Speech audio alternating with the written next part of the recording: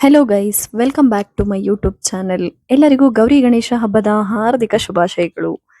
ಗೌರಿ ಗಣೇಶ ಹಬ್ಬ ಅಂತಂದ್ರೆ ಕೆಲಸ ಎಷ್ಟಿರುತ್ತೋ ಹಬ್ಬನೂ ಅಷ್ಟೇ ಚೆನ್ನಾಗಿರುತ್ತೆ. ಆದ್ರೆ ಹಬ್ಬದ್ಕಿಂತ ಜಾಸ್ತಿ ಹೆಣ್ಮಕ್ಳಿಗೆ ಕೆಲಸ ಜಾಸ್ತಿ ಇರುತ್ತೆ ಅಂತಾನೆ ಹೇಳ್ಬೋದು. ಯಾಕೆಂದ್ರೆ ಮನೆಯಲ್ಲಿ ಚಕ್ಲಿ, ನಿಪ್ಪಟ್ಟು, ಕೋಡ್ಬಳೆ, ಕರ್ಜೆಕಾಯಿ, ಕಡುಬು, ಮೋದಕ ಈ ತರ ತುಂಬಾ ತರ ತಿಂಡಿಗಳನ್ನೆಲ್ಲ ಮಾಡೋದಿರುತ್ತಲ್ಲ. ಸೊ ಹಾಗಾಗಿ ಕೆಲಸ ಜಾಸ್ತಿ ಇರುತ್ತೆ.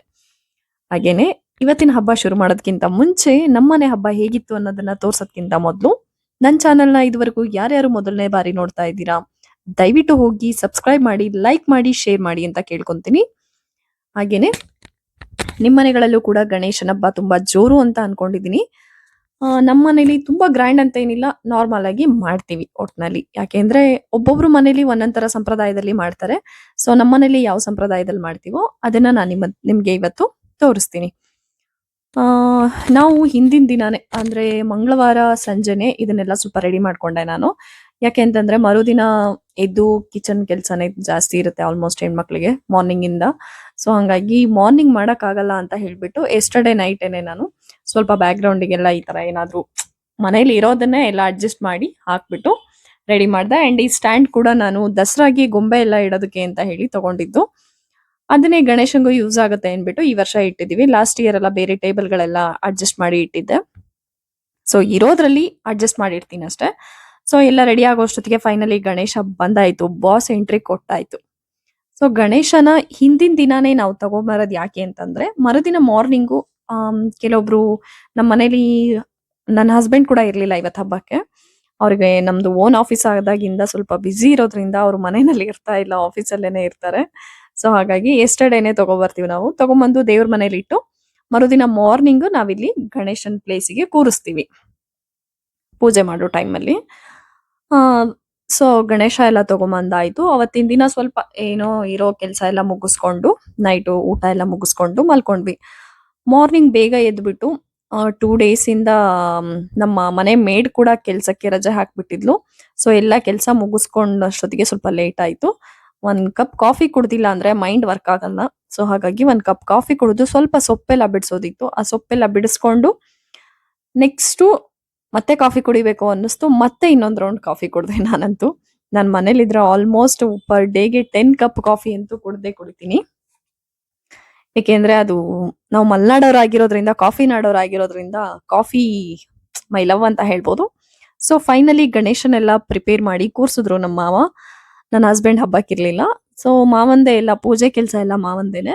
ಹಾಗಾಗಿ ಅದೊಂದು ಟೆನ್ಷನ್ ಇರಲ್ಲ ನಮಗೆ. ಯಾಕೆಂದ್ರೆ ಅವರೇ ಎಲ್ಲ ರೆಡಿ ಮಾಡ್ಬಿಡ್ತಾರೆ. ನೈವೇದ್ಯದೆಲ್ಲ ನಾವಿಡ್ತೀವಿ ಲಾಸ್ಟ್ ಮೂಮೆಂಟ್ ಅಲ್ಲಿ. ಸೊ ನಮ್ಮ ಮನೇಲಿ ಏನೇನೆಲ್ಲ ಮಾಡ್ತೀವಿ ಅಂದ್ರೆ ಈ ತರ ಅಕ್ಕಿ ಹಿಟ್ಟಲ್ಲಿ ತುಂಬಾ ತರ ವೆರೈಟೀಸ್ ಆಫ್ ಕಡ್ಬೆಲ್ಲ ಮಾಡ್ತಾರೆ. ಕಡುಬು ಅಂದ್ರೆ ನಮ್ಮ ಮಲ್ನಾಡ್ ಕಡೆಯವರಿಗೆ ಏನ್ ಅನ್ಸುತ್ತೆ, ಕಡ್ಬು ಈಸಿ ಬಿಡು ಅನ್ಬೋದು, ಸುಮ್ನೆ ಸುತ್ತಬಿಟ್ಟು ಇಡೋದು ಅಂತ. ಬಟ್ ಆ ತರ ಅಲ್ಲ ಇಲ್ಲಿ. ತುಂಬಾ ಡಿಫಿಕಲ್ಟ್ ಆಗಿದೆ ಇದು. ಯಾಕೆ ಅಂದ್ರೆ ಈ ತರ ಮಾಡ್ಬೇಕು ನೋಡಿ, ಈ ತರ ತುಂಬಾ ಮಾಡ್ಬೇಕು.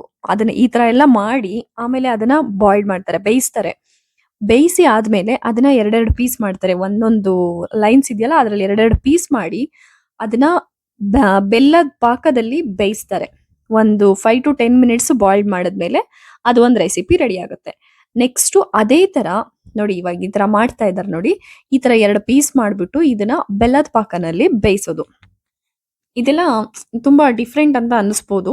ಬಟ್ ಅವ್ರವ್ರ ಮನೆ ಕಲ್ಚರ್ ಯಾವ್ಯಾವ ತರ ಇರುತ್ತೋ ಆ ತರ ಮಾಡ್ತಾರೆ. ನಮ್ಮ ಮನೆ ಕಲ್ಚರ್ ಈ ತರ ಇದೆ. ಆಲ್ಮೋಸ್ಟ್ ಇದೆಲ್ಲ ತುಂಬಾ ರೇರ್ ಅಂತ ಅನ್ಕೊಂತೀನಿ, ಈ ತರ ಕಲ್ಚರ್ ಎಲ್ಲ. ಇವ್ರದ್ದು ಈ ಕ್ಷತ್ರಿಯಾಸ್ ಕಲ್ಚರ್ ಅಲ್ಲಿ ಇದೆಲ್ಲ ಕಾಮನ್. ಈ ತರ ಬೆಲ್ಲದ ಪಾಕದಲ್ಲಿ ಅದನ್ನ ಬೇಯಿಸ್ತಾರೆ. ಅಂದ್ರೆ ಇದು ಸ್ವೀಟ್. ಇದಕ್ಕೆ ಏನಂತಾರೆ ಅವರು ಅಂದ್ರೆ ಲಂಬಾ ಲಾಡು ಅಂತಾರೆ. ಅಂದ್ರೆ ಅವ್ರ ಲ್ಯಾಂಗ್ವೇಜ್ ಅಲ್ಲಿ ಲಂಬಾ ಲಾಡು ಅಂತ ಕರೀತಾರೆ. ಸೊ ಇದಕ್ಕೆ ನಮ್ ಲ್ಯಾಂಗ್ವೇಜ್ ಅಲ್ಲೆಲ್ಲ ಏನಂತಾರೆ ಗೊತ್ತಿಲ್ಲ ಕನ್ನಡದಲ್ಲಿ ನನ್ಗೆ. ಅವ್ರ ಲ್ಯಾಂಗ್ವೇಜ್ ಅಲ್ಲಿ ಲಂಬಾ ಲಾಡು ಅಂತಾರೆ. ನೆಕ್ಸ್ಟ್ ಈ ತರ ಚಿಕ್ಕದಾಗಿ ಉಂಡೆ ಮಾಡ್ಕೋಬೇಕು. ಅಂದ್ರೆ ಇವಾಗ ಚಿಕ್ಕ ಲಾಡು ಬರುತ್ತಲ್ಲ, ನಾರ್ಮಲ್ ಯೆಲ್ಲೋ ಕಲರ್ ಲಾಡು ತಿಂತೀವಲ್ವಾ, ಆ ತರ ಚಿಕ್ಕ ಲಾಡು ಮಾಡ್ಕೊಂಡು ಇದನ್ನ ಬೇಯಿಸಲ್ಲ ಫಸ್ಟಿಗೆ, ಡೈರೆಕ್ಟ್ ಬೆಲ್ಲದ ಪಾಕದಲ್ಲೇನೆ ಬೇಯಿಸ್ತಾರೆ. ಇದಕ್ಕೆ ಉಂಡೆ ಲಾಡು ಅಂತಾರೆ. ಉಂಡೆ ಸ್ವೀಟ್ ಲಾಡು ಅಂತನ ಏನೋ ಅಂತಾರೆ ಮೇ ಬಿ, ನಂಗೆ ಅಷ್ಟು ಕರೆಕ್ಟ್ ಆಗಿ ಗೊತ್ತಿಲ್ಲ. ಯಾಕೆಂದ್ರೆ ಇದನ್ನೆಲ್ಲ ಆಲ್ಮೋಸ್ಟ್ ನಮ್ಮ ಅತ್ತೆನೇ ಎಲ್ಲ ಮಾಡ್ತಾರೆ. ಇಲ್ಲ ಪ್ರಿಪೇರ್ ಮಾಡಿ ಕೊಡ್ತೀನಿ, ಬಟ್ ನೆಕ್ಸ್ಟ್ ಕಂಟಿನ್ಯೂ ಮಾಡೋದೆಲ್ಲ ಅವ್ರೇನೆ. ಸೊ ಅದಾದ್ಮೇಲೆ ನೆಕ್ಸ್ಟ್ ಇನ್ನೊಂದ್ ತರ ಕಡುಬು ಇರುತ್ತೆ. ಅದೆರಡು ತರ ಆಯ್ತು. ನೆಕ್ಸ್ಟ್ ಈ ತರ ಕಡುಬು, ಇದು ಫುಲ್ ಡಿಸೈನ್ ಆಗಿರುತ್ತೆ, ನೋಡೋದಕ್ಕೆ ತುಂಬಾ ಚೆನ್ನಾಗಿರುತ್ತೆ. ಬಟ್ ಇದಕ್ಕೂ ಕೂಡ ನಾರ್ಮಲ್ ಆಗಿ ನಮ್ಮ ಮಲೆನಾಡು ಕಡೆ ಎಲ್ಲ ಏನ್ ಮಾಡ್ತೀವಿ, ಉಂಡೆ ಕಟ್ಬಿಟ್ಟು ಕಡುಬು ಮಾಡ್ತೀವಲ್ಲ, ಅದ್ರ ಜೊತೆಗೆ ಚಟ್ನಿನೋ ಸಾಂಬಾರೋ ನೆಂಚ್ಕೊಂಡ್ ತಿಂತೀವಿ. ಸೊ ಇವ್ರು ಏನ್ ಮಾಡ್ತಾರೆ ಅಂದ್ರೆ ಇದಕ್ಕೆ ಸ್ವೀಟ್ ಅಂದ್ರೆ ಕೊಬ್ಬರಿ, ಕಾಯಿ, ಏಲಕ್ಕಿ ಪೌಡ್ರು, ಅಲ್ಲ ಕೊಬ್ಬರಿ ಪೌಡ್ರು, ಏಲಕ್ಕಿ ಪೌಡರು, ಬೆಲ್ಲ ಇದೆಲ್ಲ ಮಿಕ್ಸ್ ಮಾಡಿ ಇಟ್ಕೊಂಡಿರ್ತಾರೆ. ಇದು ಈ ತರ ಡಿಸೈನ್ ಮಾಡಿರ್ತಾರಲ್ಲ, ಅದ್ರ ಒಳಗೆ ಆ ಪೌಡರ್ನ ಹಾಕ್ಬಿಟ್ಟು ಆಮೇಲೆ ಕ್ಲೋಸ್ ಮಾಡಿ ಬೇಯಿಸ್ತಾರೆ. ಅದು ಸ್ವೀಟ್ ಕಡುಬಾಗತ್ತೆ. ನೆಕ್ಸ್ಟು ಇದೇ ತರ ಖಾರದ ಕಡುಬು ಅಂತಾರೆ. ಖಾರದ ಕಡುಬು ಅಂದ್ರೆ ಸೇಮ್ ಇದೇ ತರ ಮಾಡ್ಕೊಂಡು ಅದ್ರ ಒಳಗಡೆ ಆಲೂಗಡ್ಡೆ ಪಲ್ಯನ ಹಾಕ್ತಾರೆ. ಆಲೂಗಡ್ಡೆ ಬೇಯಿಸ್ಬಿಟ್ಟು ಪಲ್ಯ ಮಾಡ್ಕೊಂಡಿರ್ತಾರೆ ಮೊದ್ಲಿಗೆನೆ. ನೋಡಿ ಇಲ್ಲಿ ಸ್ವೀಟ್ ಕಡುಬು ಮಾಡ್ತಾ ಇದ್ದಾರೆ. ಸೇಮ್ ಇದೇ ತರ ಈ ತರ ಬಂದಿರುತ್ತೆ. ಇದನ್ನ ಆಮೇಲೆ ಬೇಯಿಸ್ತಾರೆ. ಇಡ್ಲಿ ಪಾತ್ರೆನಲ್ಲಿಟ್ಟು ಬೇಯಿಸ್ಬಿಟ್ಟು ನೈವೇದ್ಯಕ್ಕೆ ಇಡ್ತಾರೆ. ಇದೆಲ್ಲ ಗಣೇಶನ್ಗೆ ಫೇವ್ರೇಟ್ ಅಂತ ಅವರು ಮಾಡ್ತಾರೆ. ಅಂಡ್ ಯಾಕೆ ಇಷ್ಟೊಂದನ್ನ ಒಂದೇ ದಿನ ಮಾಡ್ತಾರೆ ಅಂತಂದ್ರೆ ಇದ್ರ ಹಿಂದೆ ಒಂದ್ ರೀಸನ್ ಇದೆ. ಏನಪ್ಪಾ ಅದು ಅಂತಂದ್ರೆ, ಇವಾಗ ನನ್ನ ಹಸ್ಬೆಂಡ್ ಮನೆ ಕಲ್ಚರಲ್ಲಿ 5 ಡೇಸ್ ಗಣೇಶನ್ನ ಮನೆಯಲ್ಲಿ ಕೂರಿಸ್ಬೇಕು ಅಂತ ಇರೋದು. ಸೊ 5 ಡೇಸ್ ಕೂರ್ಸೋದಕ್ ಆಗಲ್ಲ ಅಂತ ಹೇಳೋ ಒಂದ್ ಕಾರಣದಿಂದ, ಯಾಕೆಂದ್ರೆ ಪ್ರತಿಯೊಂದು ಮನೇಲೂ ಹೆಣ್ಮಕ್ಳು ಎಲ್ಲಾ ಟೈಮಲ್ಲೂ ಒಂದೇ ತರ ಇರಲ್ಲ. ಸೊ ಒಬ್ಬೊಬ್ರು ಮನೇಲಿ ಏನಾದ್ರು ಪ್ರಾಬ್ಲಮ್ ಇದ್ದೇ ಇರುತ್ತೆ, ಹೆಣ್ಮಕ್ಳು ಪ್ರಾಬ್ಲಮ್. ಹಾಗಾಗಿ 5 ಡೇಸ್ ಕೂರ್ಸೋಕ್ ಆಗಲ್ಲ ಅನ್ನೋ ಒಂದೇ ರೀಸನ್ ಇಂದ ಒಂದೇ ದಿನ ಕೂರ್ಸಿ, ಮಾರ್ನಿಂಗ್ ಕೂರ್ಸಿ ನೈಟ್ ವಿಸರ್ಜನೆ ಮಾಡ್ತಾರೆ.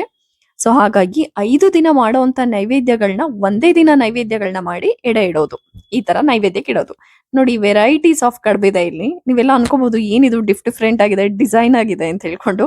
ಬಟ್ ನೋಡಕ್ ಎಷ್ಟು ಚೆನ್ನಾಗಿದೆಯೋ, ಮಾಡೋದಕ್ಕೂ ಕೂಡ ಅಷ್ಟೇ ಕಷ್ಟವಾಗಿದೆ. ಮಲೆನಾಡವರಿಗೆ ಕಡುಬು ಈಸಿ ಮಾಡೋದು. ನಾನು ಹಂಗೆ ಅನ್ಕೊಂಡಿದ್ದೆ ಫಸ್ಟ್. ಬಟ್ ಇದೆಲ್ಲ ನೋಡಿದ್ಮೇಲೆ ನನಗೂ ಅನ್ನಿಸ್ತು ಖಂಡಿತವಾಗ್ಲೂ ಈಸಿ ಇಲ್ಲ, ತುಂಬಾ ಟಫ್ ಆಗಿದೆ. ಸೊ ನೆಕ್ಸ್ಟು ಹಾಗಲಕಾಯಿ ಪಲ್ಯ ಮಾಡಿದ್ರೆ ಯಾರು ತಿನ್ನಲ್ಲ. ನಮ್ಮ ಮನೇಲಿ ನಾನೊಬ್ಳೆ ಹಾಗಲಕಾಯಿ ತಿನ್ನೋದು. ಹಾಗಾಗಿ ಇವರು ನಾಗರಿಗೆ ತನಿ ಎರಿಯೋದು ಅಂತ ಮಾಡ್ತಾರೆ. ಆ ನಾಗರಿಗೆ ತನಿ ಎರಿಯೋದಕ್ಕೆ ಹಾಗಲಕಾಯಿ ಮೇನ್ ಇರಲೇಬೇಕು. ಸೊ ಹಾಗಾಗಿ ಹಾಗಲಕಾಯಿ ಕಬಾಬ್ ಮಾಡಿದ್ವಿ. ನೆಕ್ಸ್ಟು ಖಾರದ ಕಡುಬು ಅಂದ್ರೆ ಆಲೂಗಡ್ಡೆ ಪಲ್ಯನ ಇದ್ರೊಳಗೆ ಇಟ್ಬಿಟ್ಟು ಕ್ಲೋಸ್ ಮಾಡ್ತಾರೆ. ಈ ತರ ಎಲ್ಲ ವೆರೈಟೀಸ್ ಆಫ್ ಕಡುಬು ಮಾಡೋದಕ್ಕೆ ನಿಜವಾಗ್ಲೂ ಪೇಷನ್ಸ್ ಅನ್ನೋದು ಇಷ್ಟಿರ್ಬೇಕು ಅಂದ್ರೆ ಹೆಂಗಸರಿಗೆ, ಮನೆ ಹೆಂಗಸರಿಗೆ. ಅದಕ್ಕೋಸ್ಕರನೇ ಹೇಳೋದು, ಕೆಲವೊಬ್ರು ಏನಾದ್ರೂ ಮಾತಾಡಿದಾಗ ಯಾಕೆ ಬೇಗ ಕೋಪ ಬರುತ್ತೆ ಅಂದ್ರೆ, ಅಷ್ಟು ತಾಳ್ಮೆಯಿಂದ ಎಲ್ಲದನ್ನು ಮಾಡಿರ್ತೀವಲ್ವಾ, ಲಾಸ್ಟ್ ಮೂಮೆಂಟ್ ಅಲ್ಲಿ ಯಾರಾದ್ರೂ ಏನಾದ್ರು ಅಂದಾಗ ಕೋಪ ಬಂದೇ ಬರುತ್ತೆ. ಖಂಡಿತವಾಗ್ಲೂ ಅದು ಕಾಮನ್ ಅದು. ಸೊ ಹಾಗಾಗಿ ಇದೆಲ್ಲ ಆಲ್ಮೋಸ್ಟ್ ನಮ್ಮ ಅತ್ತೆನೇ ಮಾಡೋದು. ಯಾಕೆಂದ್ರೆ ನಿಜವಾಗ್ಲೂ ನನ್ಗೆ ಇಷ್ಟು ವರ್ಷ ಆದ್ರೂ ಇವೆಲ್ಲ ಮಾಡಕ್ ಬರಲ್ಲ, ಅವರೇ ಎಲ್ಲ. ಸೊ ಹಾಗಾಗಿ ನೆಕ್ಸ್ಟ್ ದೇವಸ್ಥಾನಕ್ಕೆ ಹೋಗ್ಬೇಕಿತ್ತು. ಹಾಗಾಗಿ ಎಲ್ಲ ಅಡ್ಗೆ ಕೆಲಸ ಎಲ್ಲ ಮುಗಿಸ್ಕೊಂಡ್ವಿ. ಇಬ್ರು ಕೂಡ, ನಾನು ಮತ್ತೆ ನಮ್ಮತ್ತೆ ಮುಗಿಸ್ಕೊಂಡು ರೆಡಿ ಆದ್ವಿ. ರೆಡಿ ಆಗ್ಬಿಟ್ಟು ಹೊರಟ್ವಿ. ಸೊ ನಾನು ಇವತ್ತು ವೇರ್ ಮಾಡಿರೋ ಸ್ಯಾರಿ ಕೂಡ ಲೇಬಲ್ MJ ಅವ್ರ ಕಡೆಯಿಂದನೇ ತಗೊಂಡಿರೋ ಸ್ಯಾರಿ. ಇದು ನಾನು ಫಸ್ಟ್ ಪರ್ಚೇಸ್ ಮಾಡಿರೋ ಸ್ಯಾರಿ. ಬಟ್ ಹುಟ್ಟಿರೋದು ಮಾತ್ರ ಲೇಟ್ ಆಯ್ತು. ಈ ಸ್ಯಾರಿ ಕೂಡ ಅವ್ರ ಹತ್ರನೇ ಪರ್ಚೇಸ್ ಮಾಡಿದ್ದು. ಹೇಗಿದೆ ಅಂತ ಕಮೆಂಟ್ ಅಲ್ಲಿ ತಿಳಿಸಿ. ಯಾರಿಗಾದ್ರೂ ಸ್ಯಾರಿ ಇಷ್ಟ ಆದ್ರೆ ಲಿಂಕ್ ಅಂತ ಕಮೆಂಟ್ ಮಾಡಿ, ನಾನು ನಿಮ್ಗೆ ಲಿಂಕ್ ನ ಕಳಿಸ್ತೀನಿ. ನೆಕ್ಸ್ಟ್ ಏನಪ್ಪಾ ಅಂತಂದ್ರೆ, ಇಲ್ಲಿಂದ ನಾವು ರೆಡಿ ಆಗ್ಬಿಟ್ಟು ಮನೆಯಿಂದ ನಾಗರ ದೇವರಿಗೆ ತನಿ ಎರಿಯೋದಕ್ಕೆ ಅಂತ ಹೊರಟ್ವಿ. ಸೊ ಇದೆಲ್ಲ ನಮ್ಮ ಮಲೆನಾಡ್ ಕಡೆ ನಾಗರ ಕಲ್ಲಿಗೆ ನಾವು ಟಚ್ ಕೂಡ ಮಾಡಲ್ಲ. ಯಾಕೆ ಅಂದ್ರೆ ಆತರ ಟಚ್ ಮಾಡಿದ್ರೆ ಮರುದಿನ ಮಾರ್ನಿಂಗ್ ನಮ್ಮ ಮನೆ ಹತ್ರ ಹಾವು ಬಂದಿರುತ್ತೆ. ಬಟ್ ಇಲ್ಲೆಲ್ಲ ಆತರ ಏನಿಲ್ಲ. ಇದೇ ತರ ಎಲ್ಲ ಪೂಜೆ ಮಾಡ್ತಾರೆ. ಅವ್ರ ಮನೇಲಿ ಮಾಡಿರೋ ನೈವೇದ್ಯನ ದೇವರಿಗೆ ನೈವೇದ್ಯ ಇಡ್ತಾರೆ, ಪೂಜೆ ಮಾಡ್ಕೊಂಡು ಹೋಗ್ತಾರೆ ಅವ್ರ ಪಾಡಿಗೆ ಅವರು. ಬಟ್ ನಮ್ಮ ಮಲೆನಾಡ್ ಕಡೆ ಪುರೋಹಿತರು ಇದ್ರೇನೆ ಪೂಜೆ ಆಗೋದು. ಇಲ್ಲೆಲ್ಲ ಆತರ ಏನಿಲ್ಲ, ಯಾರನ್ನೂ ಕಾಯಲ್ಲ, ಅವ್ರ ಪಾಡಿಗೆ ಅವ್ರು ಪೂಜೆ ಮಾಡ್ತಾರೆ. ಸೊ ಅದಾದ್ಮೇಲೆ ಮನೆಗ್ ಬಂದ್ಮೇಲೆ ಗಣೇಶಂಗ್ ಪೂಜೆ ಮಾಡಿ, ಗಣೇಶಂಗ್ ನೈವೇದ್ಯ ಎಲ್ಲ ಇಟ್ಟು ಇವತ್ತಿನ ಹಬ್ಬನ ಮುಗಿಸಿದ್ವಿ. ಸೊ ಫೈನಲಿ ಗಣೇಶಂಗೆ ಪೂಜೆ ಆಯ್ತು, ಗೌರಿ ಗಣೇಶ ಹಬ್ಬ ಮುಗೀತು.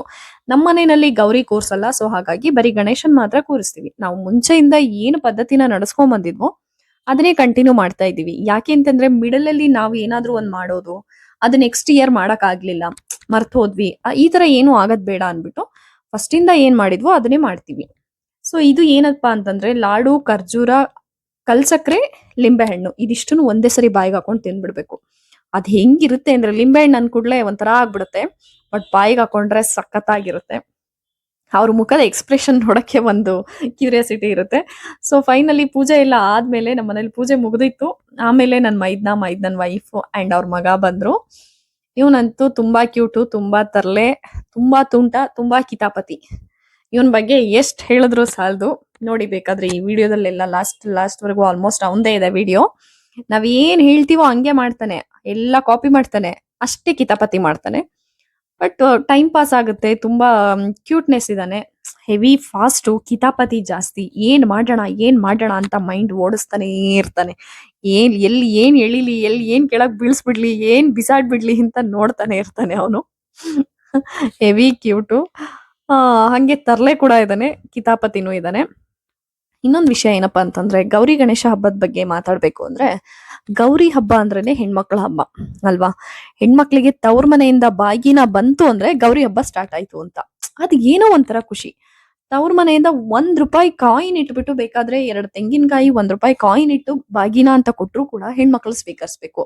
ನನಗೆ ಅದೇ ಬೇಕು ಇದೇ ಬೇಕು ಈ ತರ ಎಲ್ಲ ಯಾರು ಕೇಳಬಾರ್ದು. ಯಾಕೆ ಅಂತಂದ್ರೆ ಅದು ಅವು ನಮಗೆ ಹಣೆಲ್ ಬರ್ದಿದ್ರೆ ಮಾತ್ರ ನಮಗೆ ಅದೆಲ್ಲ ಸಿಗೋದಕ್ಕೆ ಸಾಧ್ಯ. ಬಾಗಿನ ನನಗೆ ಸಿಗ್ಬೇಕು ಅಂತಿದ್ರೆ ಖಂಡಿತವಾಗ್ಲೂ ಸಿಕ್ಕೇ ಸಿಗತ್ತೆ.